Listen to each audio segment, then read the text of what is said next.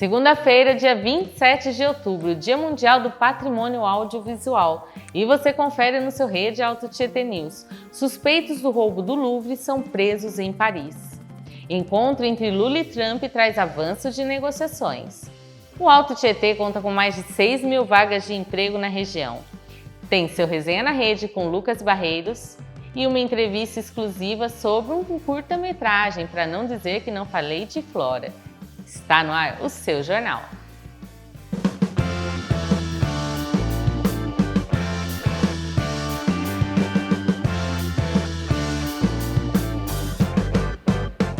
O roubo ao Museu do Louvre, em Paris, continua sendo um dos assuntos mais comentados no mundo. O crime aconteceu na manhã do dia 19 de outubro, quando um grupo de ladrões invadiu um dos espaços mais famosos do Louvre. Disfarçados de trabalhadores, eles entraram e levaram 8 joias históricas da coroa francesa. Tudo aconteceu em menos de 8 minutos, logo após a abertura do museu ao público. O caso marca o primeiro grande roubo de obras de arte no Louvre desde 1998. E na última semana, 2 pessoas foram presas na região metropolitana de Paris. Um dos suspeitos foi detido no aeroporto Charles de Gaulle enquanto tentava embarcar para fora do país. A Interpol já incluiu as joias no banco de dados internacional da obra de arte roubada. Investigações mostram falhas graves na segurança do museu, como a ausência de câmeras em alguns pontos de acesso utilizados pelos criminosos. O caso segue sob investigação e as autoridades francesas acreditam que outros envolvidos devam ser identificados nos próximos dias, e a gente segue te acompanhando. Agora vamos falar do presidente argentino Javier Milei, que saiu vitorioso nas eleições legislativas desde domingo, dia 26. O partido A Liberdade Avança conquistou 64 das 127 cadeiras em disputa na Câmara e 13 das 24 no Senado, ampliando sua base no Congresso. Com o resultado, ele passa a ter 92 deputados e ganha maior facilidade para aprovar reformas econômicas e outros projetos do governo. Agora, Milei precisa do apoio de apenas 15 parlamentares para garantir maioria nas votações. Além disso, o partido atingiu mais de 1/3 das cadeiras, o que lhes dá o poder para impedir que vetos presidenciais sejam derrubados pelo Congresso. O grupo opositor Força Pátria ficou com 31 cadeiras na Câmara e 6 no Senado. Somando os aliados, a oposição peronista soma 44 vagas na Câmara e 7 no Senado. Segundo Milei, o resultado representa o fim de 100 anos de decadência e o início de uma nova era de liberdade e crescimento. Olha, a vitória dá um fôlego aí para o presidente para manter sua política de austeridade e avançar com as reformas econômicas nos próximos 2 anos de governo. Agora vamos falar ainda de presidente, mas vamos falar do Lula, né? Ele teve uma reunião positiva com o presidente Trump na Malásia. Nesse encontro, Lula afirmou que Trump garantiu um acordo comercial entre Brasil e Estados Unidos, dizendo que o avanço se dará antes do que pensamos. No entanto, Trump foi mais cauteloso, afirmando que veremos o que acontecerá, embora tenha descrito o presidente brasileiro como um cara muito vigoroso, mas, logicamente, que o Trump não quer se comprometer aí nas suas falas, né? A relação aí entre Brasil e Estados Unidos estava marcada por uma série de desentendimentos.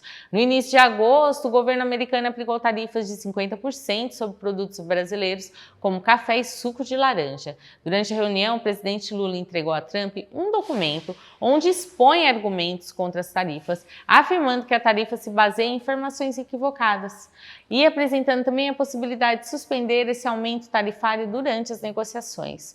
Os times de negociação do Brasil e dos Estados Unidos se comprometeram a se reunir imediatamente para definir setores prioritários, cronograma e caminhos de solução.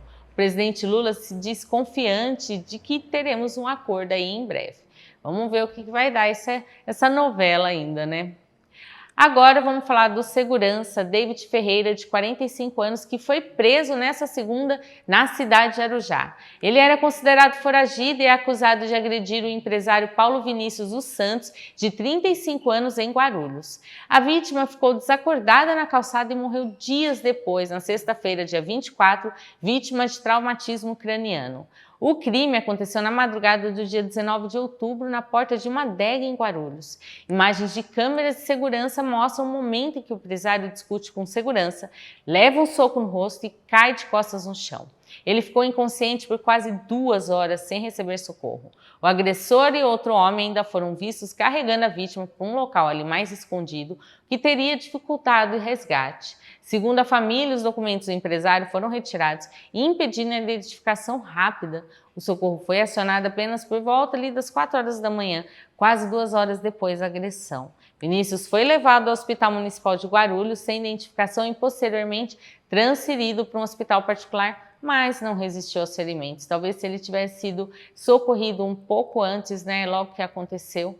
O delegado Alisson Ideião, responsável pelo caso, afirmou que outras pessoas que estavam no local serão investigadas por omissão de socorro. O boletim de ocorrência foi registrado na quinta, após a família conseguir acesso às imagens do crime. A adega Imperium, onde tudo aconteceu, lamentou o caso e informou estar à disposição das autoridades para as investigações. A defesa de David Ferreira disse que só vai se pronunciar após o andamento das mesmas. Vamos continuar falando de notícias policiais que aconteceram na região. Um homem foi baleado durante uma briga generalizada após uma partida de futebol em Santa Isabel. Olha só, o episódio ocorreu na tarde de ontem, quando participantes e torcedores se envolveram num conflito brutal no final de um jogo amador. Segundo relatos, a vítima de 23 anos foi atingida por um disparo em meia confusão que envolveu socos, pontapés em um terreno próximo ao campo de futebol. A polícia já foi acionada e o caso foi registrado na delegacia da cidade, que investiga as circunstâncias do tiro e identificação dos envolvidos. Testemunhas relatam que o ânimo do jogo e o confronto entre as equipes escalou rapidamente para a violência e o atirador teria aproveitado a confusão para efetuar o disparo. Vamos mudar um pouquinho de assunto? Olha, a Justiça derrubou uma liminar que suspendia a cobrança do pedágio na rodovia Mogi Dutra.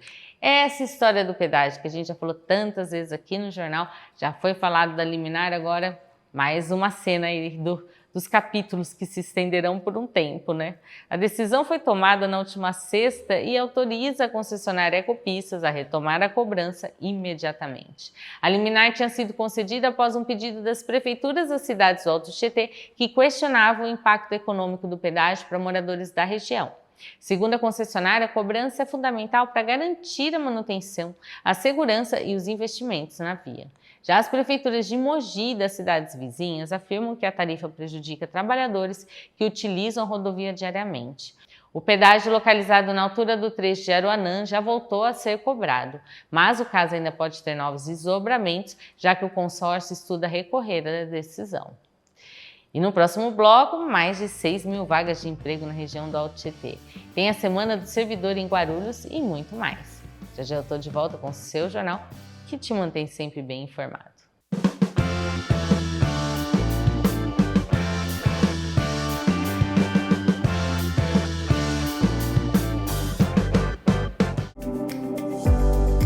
Hoje estamos no Hospital São Nicolas para falar da importância dos exames laboratoriais e na agilidade para obter um resultado preciso. E quem vai contar um pouco mais sobre esses avanços tecnológicos aqui do Hospital São Nicolas é o biomédico Rogério Eiras. Olá pessoal, eu sou o Rogério, coordenador do laboratório aqui do São Nicolas. Eu vim falar sobre a importância dos exames laboratoriais e dizer que a gente fez um investimento grande para poder trazer uma qualidade, uma excelência no nosso atendimento para vocês. E com esse investimento nós temos equipamentos mais modernos e mais precisos, trazendo uma agilidade maior na entrega dos resultados até 1 hora. Este é o Hospital São Nicolas, cuidando de você e da sua família.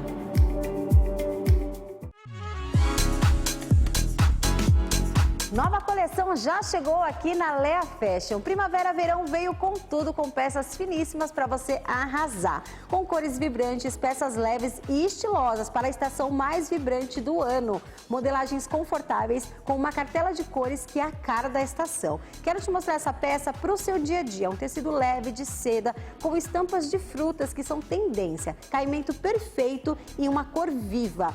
Já para a noite, um destaque especial é uma peça confortável e versátil, com brilho e elegância. E muito mais do que lindas, essas peças foram pensadas para trazer praticidade e bem-estar, permitindo combinações fáceis para qualquer momento do seu dia. Vem conhecer essa loja incrível. Lea Fashion, 25 anos vestindo mulheres reais.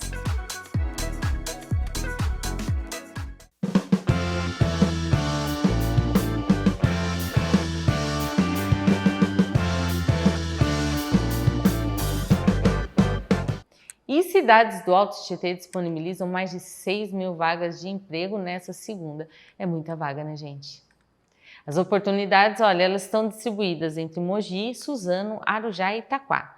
As vagas são para diversas áreas e níveis de escolaridade. Podem ser consultadas nos programas municipais de emprego. Na cidade de Mogi, por exemplo, são 1.275 vagas se esperando.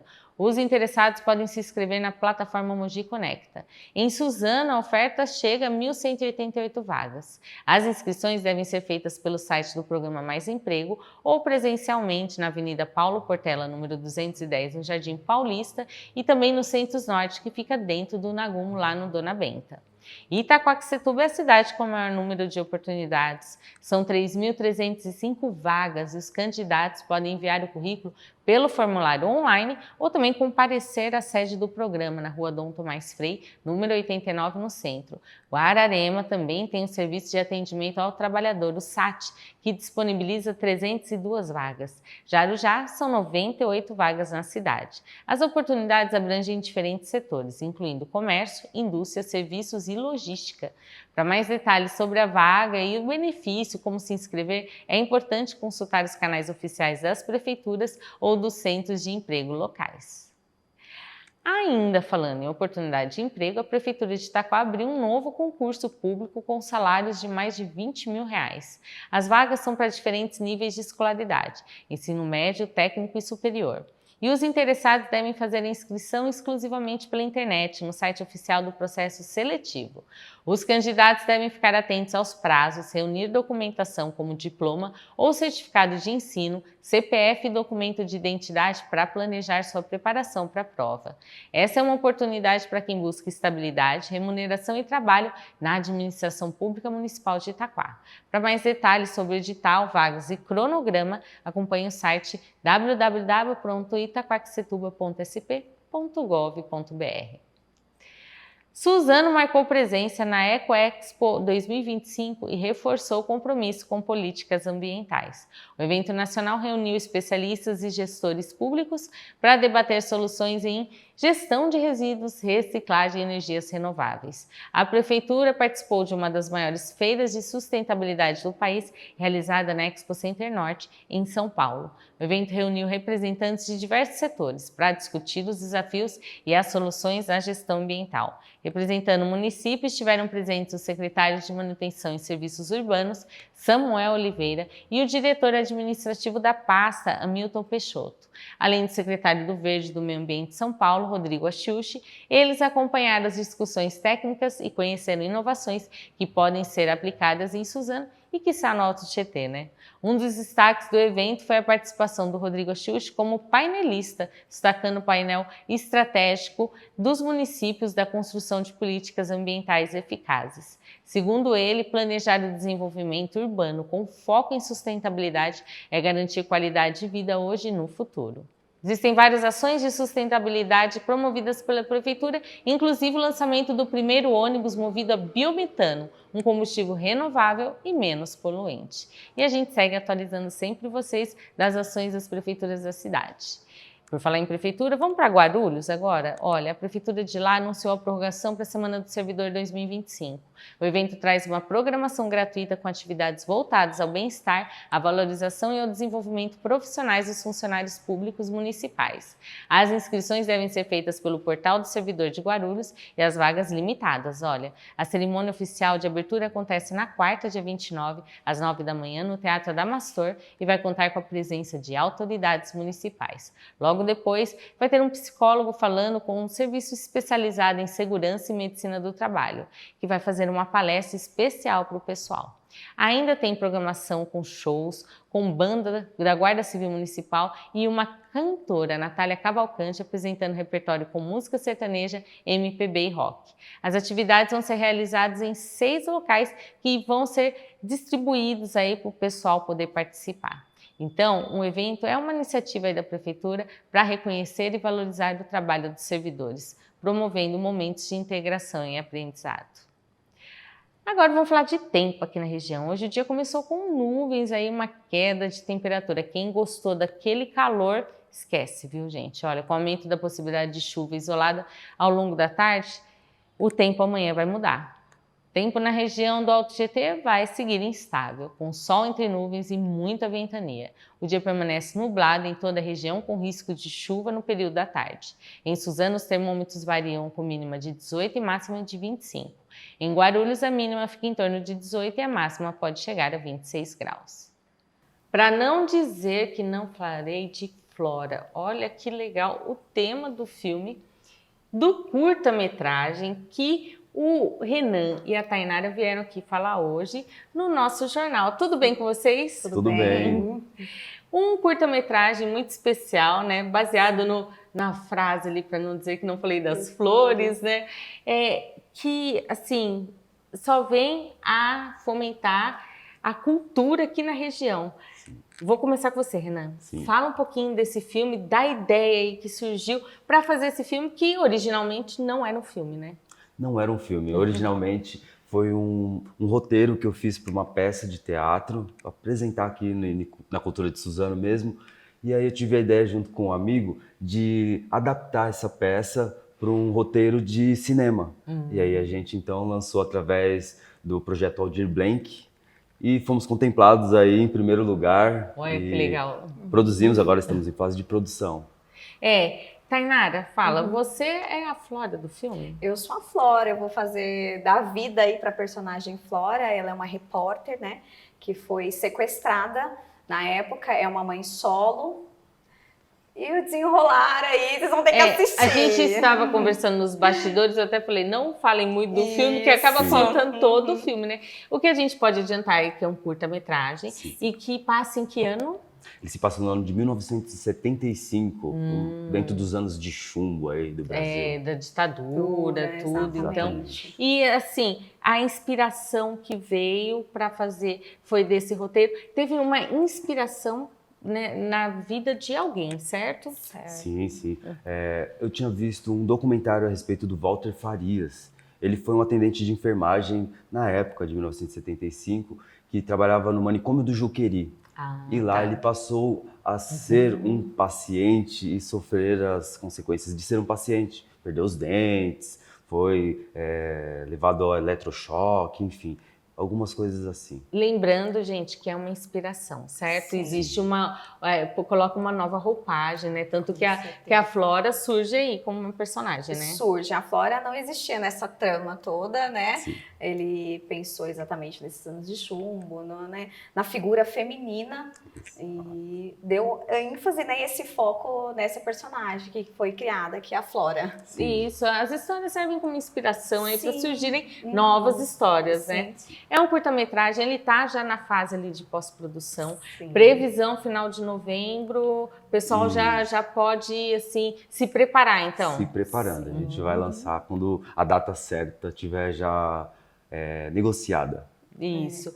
Lembrando que tanto o Renan quanto a Tainara fizeram questão de valorizar a região do Alto Tietê, né? Assim, o tanto que vocês estão na trilha sonora, tudo, são artistas regionais que vão colaborar? Exatamente, tem o Davi Gonçalves, o Tom Abidjan e o Douglas Gamboa. São 3 músicos aí da cidade de Suzano que estão fazendo toda essa trilha sonora pra gente aí, bem especial. Na verdade, a trilha é o que dá aquela emoção. Com filme, certeza. Um dos lugares, fala pra gente, Tainara, que vocês gravaram, foi um local turístico de Suzano, né? Sim, é o Terazaki, né? Isso. Uma escola de judô muito conhecida aqui na região do Alto Tietê, a primeira da América Latina. Então, assim, foi uma honra conseguir, né? Foi.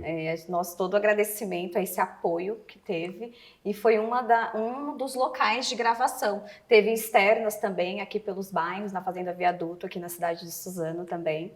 Então a cidade de Suzano foi bem contemplada, porque no filme, no elenco, tem artistas que são da região de outras cidades, mas vocês originalmente são da cidade de Suzano, certo? Somos de Suzano, Sim, sim. somos suzanos.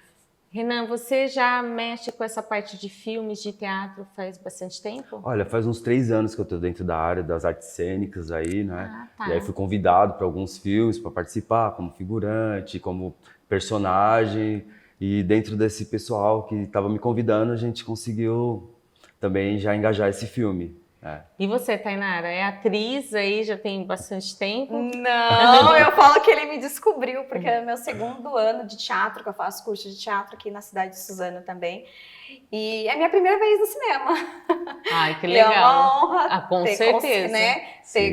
Ter a honra de ter tido esse presente como uma personagem, né, a protagonista do filme. Já fiz algumas figurações também, mas assim, de personagem mesmo é a primeira. Nossa, isso é muito legal. Gente, um curta-metragem, principalmente pela lei que vocês estão pegando, né, explicando pro pessoal de casa, ele tem uma duração de 25 minutos, isso, né? Em média, esses 25 minutos é estabelecido para a gente poder participar dos festivais, né? Nós não podemos dar muito spoiler aí pro pessoal, soltar trailer, essas coisas, porque depois vão vir festivais. Mas vai ter o lançamento do filme, quando for lançar, né, no final de novembro ali, provavelmente vai ser no Cine Bente Venha, que fica na cidade de Suzano, certo? Sim. E aí, como que o pessoal vai acompanhando? Tem as redes sociais de vocês? Sim, @, para não dizer que não falei de Flora, lá vai estar sendo Fácil. sempre atualizado. Isso, fácil. Lá tem cena dos bastidores, tem cena dos filmagem, bastidores, os atores. spoilers. Então tá bom, sem muito spoiler, né? E tem o Instagram de vocês. Se alguém tiver alguma curiosidade, quiser saber mais como funciona, até às vezes alguém que também tem, poxa, quer escrever um roteiro, tenho vontade de fazer alguma adaptação, pode entrar em contato com vocês? Pode, a gente vai estar disposto a ajudar, com certeza. Não, porque às vezes a pessoa tem, né? Às vezes alguém tem até um roteiro ou uma adaptação de um teatro, gostaria de... E tem curiosidade, algumas questões, então vocês já sabem do assunto, né? Sim, pode contar com a gente. Pode contar com a gente. Nas redes sociais também vai ser divulgado quando vai ter vai ser o filme direitinho, todas as datas, vocês vão passar pelas redes sociais. Sim, através das redes sociais. Quem não conseguir ir no lançamento, vai ter durante um tempo disponibilizado em alguma plataforma para assistir? Sim, a gente vai disponibilizar através do YouTube por uns 2 meses ali para poder estar tendo acesso a todas as pessoas da cidade que não puderem comparecer também lá no Cine Bente Veiga, né, no lançamento. Então vão ter essa oportunidade de estar assistindo também. E o legal é que depois vocês vão concorrer em festivais. Com certeza. Sim, com certeza. É nosso objetivo. E vale muito a pena. Tem previsão depois de terminar esse primeiro filme? De produzir mais? Sim, com Já tem certeza. roteiro, Estamos escrevendo já um novo roteiro. Então tá bom. Bom, quando tiver certinho a data, a gente vai divulgar aqui no jornal, né, para o pessoal conhecer, vai dar direitinho todos os detalhes, horário para as pessoas. Às vezes vai ser mais de uma sessão que vai ter, né? Porque vem todo mundo da região do Alto Tietê, na cidade de Suzano, para conhecer, né? E olha, eu quero agradecer de coração a vinda de vocês. A Rede Alto Tietê é uma forma de colaborar com a cultura regional, né? Essa elaboração de curtas-metragens, de produções, documentários, só vem fazer bem para a cultura do Alto Tietê, certo? Claro. E olha, acredito que para vocês estão com friozinho na barriga, né? Com Primeira certeza, vez, já. né? Sempre tem. Ansiosos. Vocês são sempre bem-vindos aqui na Rede Alto Tietê. Obrigado. Muito obrigada e boa sorte. Obrigada. Obrigado. Preparem a pipoca, a gente está chegando. Isso mesmo. E já a gente está de volta com o seu Rede Alto Tietê News.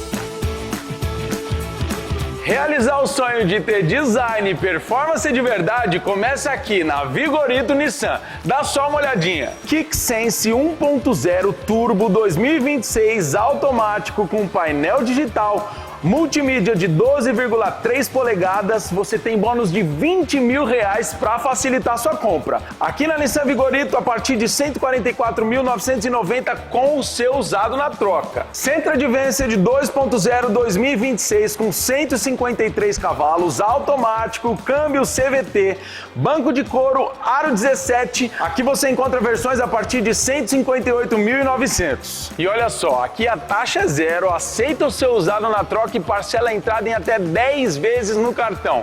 E mais, em comemoração aos 100 anos da Vigorito, você concorre a R$1 milhão em prêmios. Então não perde tempo, né? Vem pra Nissan Vigorito.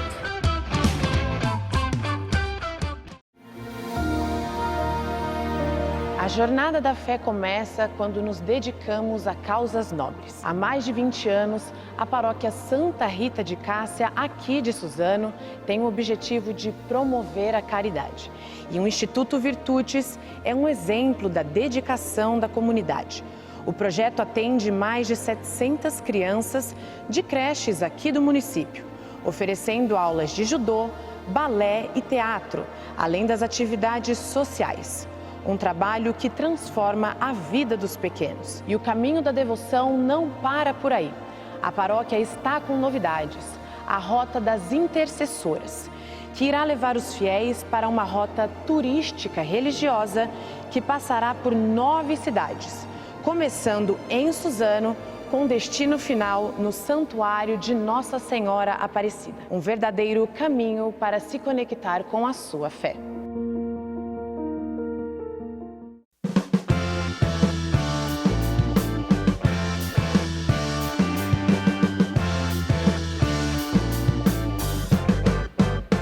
E a gente já está de volta aqui com o Lucas para o nosso Resenha na Rede. Tava com saudade, hein, Lucas? É verdade, mano. Tudo bem? Tudo Faz bom. tempo, né, que a gente não tava junto aqui comentando. Isso, o Lucas queria fazer o esporte sozinho, mas eu falei assim, não, ó, vamos falar do que aconteceu nesse final de semana aí, nas rodadas, né? Pois é. Então já vamos lá, vamos falar de Brasileirão. Sim. No sábado tivemos Vitória e Corinthians abrindo essa 30ª rodada do campeonato.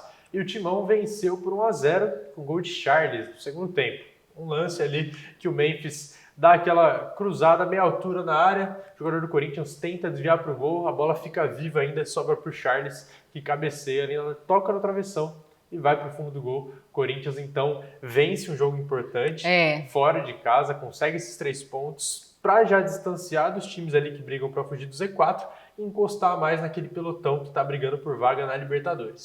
O Corinthians tinha dado umas osciladas Sim. ali e pelo menos ganhou do Vitória, né? Assim, era esperado que fosse ganhar, né? Por exemplo, em casa não conseguiu vencer o Vitória no primeiro turno, ficou ali no empate. Assim, ele deu essa... Mas o Dorival Júnior também garantiu dele, né? Porque já tava o pessoal... A gente sempre ouve os murmúrios a respeito do Dorival Júnior, né? Exato. E, tipo assim, é um momento do Corinthians no ano que a gente vê um time que não sabe muito o que vai fazer. Não. Porque a decisão ali, a semifinal e a final da Copa do Brasil acontecerão somente em dezembro. Sim. E o Corinthians já não briga por título do Campeonato Brasileiro, também não briga contra o rebaixamento, né? Não briga para não cair, mas fica naquele limbo. Então, o Corinthians até agora não tinha somado uma sequência de vitórias na competição. Era sempre ganha um jogo, empata ou perde o outro. E aí ficava nessa sequência e não conseguia engrenar, não conseguia embalar. O Corinthians agora conta com o trio de volta, né? Teve até Rodrigo Garro, Yuri Alberto e Memphis Depay como titulares contra o Vitória. Tivemos também o retorno do André Carrillo, que tinha se lesionado contra o Palmeiras na Copa do Brasil. Era, né, previsto que ele fosse ficar muito tempo desfalcando, mas conseguiu voltar antes do esperado e está ajudando o Corinthians. Então a equipe agora consegue ficar um pouco mais tranquila e aí vira esse foco, né, para subir no G4. Não dá para contar só com a Copa do Brasil, que ela vai ser ali só em dezembro. Exato. E, assim, ele tem que tentar vaga aí onde dá ainda para ele, né? Pois é. E olha só, Manu, ainda falando de briga pelo G4, de briga pela Libertadores, no sábado às 9h30 da noite tivemos São Paulo e Bahia. E o Tricolor, jogando em casa, venceu por 2-0 a equipe comandada por Rogério Ceni. O Bahia? Então, Luciano abriu o placar logo aos 7 minutos e Damian Bobadilla ampliou aos 41 da primeira etapa. São Paulo, com esse resultado, também dá aquela respirada na briga pelo G4. E olha só, com esse gol, o Luciano atingiu seu 100º com a camisa tricolor. Que legal. Então, uma marca expressiva na carreira do atacante, que até depois do jogo fez um desabafo ali sobre críticas, falou que muitas vezes são descabidas, né? Passa para tom de ameaça à família. É uma situação complicada para o Luciano, mas que com seus altos e baixos conseguiu aí chegar aos seus 100 gols. A gente sabe que... E o Luciano também sabe que ele é um jogador polêmico, né? Exato. Ame ou odeio, às vezes ele tá numa fase excelente, assim, ele tá fazendo seus gols, Sim. ele tá numa fase boa. O São Paulo teve aí umas tropeçadas, ele vinha, com o Crespo tão bem, assim. É verdade. Aí deu umas osciladas. Essa vitória foi muito importante, porque, assim, o Bahia, ele também tá um time forte. Sim, tá brigando pelo G4 também. Era confronto direto ali. O legal é que, assim, apesar de São Paulo ter feito os 2 gols no primeiro tempo, ele não ampliou mais o placar, mas ele conseguiu manter. Manter para o Bahia não empatar ou não virar, enfim, que a gente já viu histórias assim, né? Ele conseguiu manter o segundo tempo ali no 2-0 e, assim, o jogo fluiu ali um pouco mais, porque é o que eu falei, né? Bahia é um time forte. Sim, então interessante resultado para a equipe do Crespo. Sim. Nem tanto para a equipe do Rogério Ceni, mas o campeonato ainda segue, temos algumas rodadas, né? Já entramos ali na 30ª, casa dos 30, daqui a pouquinho já entramos na reta final. Briga pela Libertadores está aquecida, briga contra o Z4 está aquecida, e essa partida que a gente vai comentar agora interessa aos dois lados, mas um pontinho não ficou suficiente para nenhum, né? Não, Botafogo e Santos, nenhum dos dois acho que gostou do resultado, né? Pois é, mano. O jogo que aconteceu no domingo, às 4h, lá no estádio Newton Santos, no Rio de Janeiro, tivemos um empate em 2-2 entre Botafogo e Santos. Ainda no primeiro tempo, um jogo movimentado a gente viu, né? E logo aos segundos de jogo, vamos dizer assim, com menos de um minuto, Joaquim Correa abriu o placar para o Glorioso. E aí, tivemos o gol mais rápido dessa edição do Campeonato Brasileiro. Semana passada tinha tido o gol mais rápido, agora foi essa Exato. semana de novo. Já mudou o panorama. Joaquim Correa, que não tinha marcado ainda com a camisa do Botafogo, agora conseguiu marcar e marcou ainda esse gol relâmpago, o mais rápido do Brasileirão. O Santos empatou com o Souza aos 26 minutos da primeira etapa. E a felicidade santista, mano, deu lugar à preocupação um pouco depois, aos 39 minutos, quando o Correa marcou o segundo dele no jogo. Sim. Então, para quem não tinha marcado nenhum, marcar 2 assim só no primeiro tempo já dá aquela mudança de ânimo, né? Na segunda etapa, já para metade, né, da segunda etapa, tivemos Barreal de pênalti voltando a empatar o jogo para o Santos e aí sim, deixando a partida com números finais 2-2. Assim, para o Santos não está sendo interessante, a gente está sabendo do histórico dele, assim, o Botafogo também, esse pontinho, enfim, foi um jogo de muitos gols, né, de 4 gols ali, a gente viu o Botafogo logo no começo, esses gols que saem no começo não ditam a partida, assim, né, é um gol que surge, mas o Botafogo, tudo indicava que ia ali para ganhar, e veio esse pênalti aí, aí tropeçou. No domingo também, às 8h30, teve jogo, né? Sim, tivemos Palmeiras e Cruzeiro e um jogo importante pela briga pelo título. E aí, um jogo que a gente esperava muito, tivemos um 0-0. As equipes viram polêmicas ganhar os holofotes. No primeiro tempo ainda, né, tivemos o lance de Gustavo Gomes, que resultou só em cartão amarelo após uma revisão do VAR numa solada. No lance ali, ele foi desarmar o Wanderson, jogador do Cruzeiro, sentou ali a bicuda, vamos dizer assim, e aí na queda acertou uma solada bem na canela do jogador cruzeirense, o jogador teve que ser substituído, e aí, ficou confuso, mesmo depois de revisão do VAR, não teve cartão vermelho, e depois tivemos um gol anulado da equipe do Palmeiras, em que Sousa teria chutado enquanto a bola estava nas mãos do goleiro Cássio. E aí, por isso, o gol foi anulado por falta, um lance que gerou reclamação. Então, tivemos reclamações para os dois lados, mas o lado cruzeirense reclamou bastante desse cartão vermelho que não foi aplicado por Gustavo Gomes, uma vez ainda que o VAR recomendou a revisão. É normal que se aplique o cartão vermelho, mas a partir do momento que ele vai olhar o VAR e aí volta o cartão amarelo, realmente é uma situação estranha. Tem a interpretação do juiz também, né? Mas agora a cobrança dos jogadores mudou, né? É uma reclamação para o juiz ir até o VAR para analisar. Mas, nesse caso, o VAR que já tinha pedido, né? Então, assim, fica polêmico. Tem muitos jogos que a gente vem acompanhando, né, do pessoal questionando essa interpretação, essa má atuação, às vezes do juiz. O VAR não chama, às vezes ele vai conferir e aí tem uma decisão equivocada, como a gente viu nessa partida. Eu sei que essa escalada de preocupação com a arbitragem vem desde o clássico entre São Paulo e Palmeiras, que tivemos aquele pênalti não marcado para o tricolor. Desde então, polêmica atrás de polêmica, e a falta de critério é o que irrita muito o torcedor, irrita muito os jogadores. Porque o que hoje, por exemplo, é pênalti, amanhã o mesmo juiz não vai apitar seguindo o mesmo critério, então muda muito a situação. E não era essa a ideia quando surgiu o VAR, né? Exato. Era facilitar a vida, né? Exato. E olha, com destaque dentro de campo, que a gente pode colocar assim, tivemos o goleiro Carlos Miguel, do Palmeiras. Ele que era do Corinthians, fez sua estreia contra o Flamengo,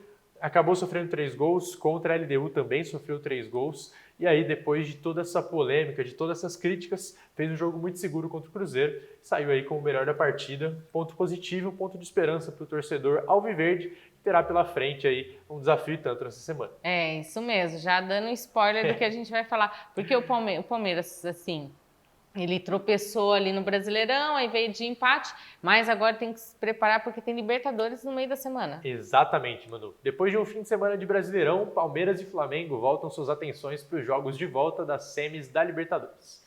Na quarta, o Fla encara o Racing na Argentina às 9h30. E no mesmo horário, mas na quinta, o Palmeiras recebe a LDU no Allianz Parque. Nos jogos de ida, o rubro-negro venceu o Racing por 1-0 e o Verdão levou um sonoro 3-0 dos equatorianos.